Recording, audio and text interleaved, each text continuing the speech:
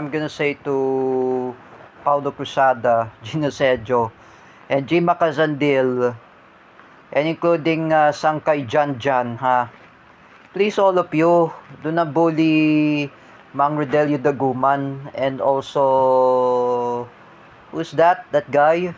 Joseph Maspinas. Oh. I'm just gonna say to all of you, Joseph Maspinas, he was affected of cyberbullying because he doesn't study well. He cannot graduated in college. Oh, Joseph Maspinas criticized Paulo Cruzada, Gina Sejo, even Jeffrey Asejo and G. Macasandil to bullying Joseph Maspinas. He cannot study very well. He cannot study very hard. He cannot graduated. All of you are slandering their names. When you never slandering your names, you will get him happen to Eman Atienza. And here's the one thing, Mr. Sangkay Janjan, I do not want to an argument, and you need to stop slandering Mang Rodelio Daguman. Do not use his name, Mang Rodelio Daguman, in the Facebook account. Last 5 years ago, 2020, pandemic, you're the one who made the fake account of Mrs. Annie Gill, the mother of David. You're trying to use her name to manipulate anybody. That is a slandering name. That is a slandering. Remember, like I said before, here's the lesson for Sangkay Janjan, Paulo Cruzada, Gino Sejo, Jeffrey Asejo, and G. Macasandil. All of you should stop slandering others who were anti-Marcos, who have their own opinion, and stop slandering other people who were not, for example, were not do anything, or you need to stop. Even you, Teacher May Tiburcio, you need to stop slandering Joseph Maspinas. He doesn't know you. When Joseph Maspinas is anti-Marcos, he has his own opinion. He has his own freedom of expression. You, Teacher May Tiburcio, why can't you just shut up and be quiet? Manahimik ka na lang. That's why you do not want to start a fight. And I say again to you, you need to shut the fuck up. I say to you, Teacher May Tiburcio, do not harass Joseph Maspinas. I'm sorry for my bad word, guys. And here's the one thing, G. Macasandil, you need to stop harassing Joseph Maspinas. That you're saying about, what is that, G. Macasandil, that Uncle Paula Nunez said, ginasa mo si Pepsi Paloma, Joseph Maspinas.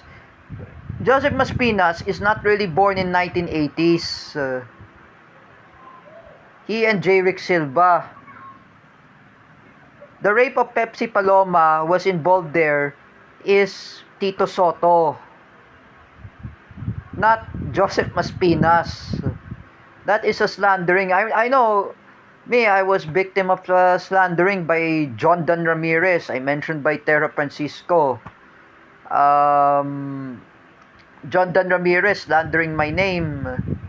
That what he said before, ginasa mo si Maggie De La Riva and also Julie Vega. Maggie De La Riva is already dead. Julie Vega is already dead too in 1980s. She was popular child star in 1980s. But I do not regret, because I know I criticized John Dan Ramirez for slandering my name.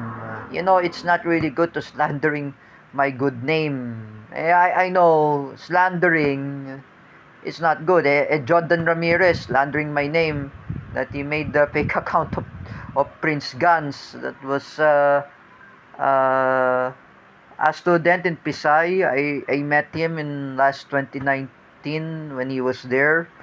I know that Prince Gan, anyway, is my good friend. And when he's slandering my name, I said, what was Prince Gan said, sipsipin mo ang pepe ko. I never communicate with Prince Gan. I said, how would I message him that person? How would I chat with him? He's busy. I say again, John Dan Ramirez, Prince Gan is already graduated in UP. Do not make fake account of his name to slandering my good name. That is cyberbullying. And here's the one thing to Paulo Cruzada. Paulo Cruzada, the one thing I could say, you need to stop slandering Joseph Maspinas. You need to stop. When you're slandering anybody, I say again,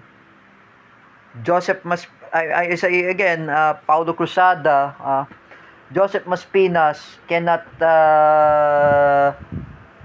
study well because you're bullying him many times, and you're making a death threats, you're making bomb threats, and you're saying about sabugin ko Davao City at Metro Manila, which is not really true. It's just a bomb joke. You're saying a bomb joke, Paulo Cruzada, is prohibited. It's a bomb threat. Bomb threat is prohibited.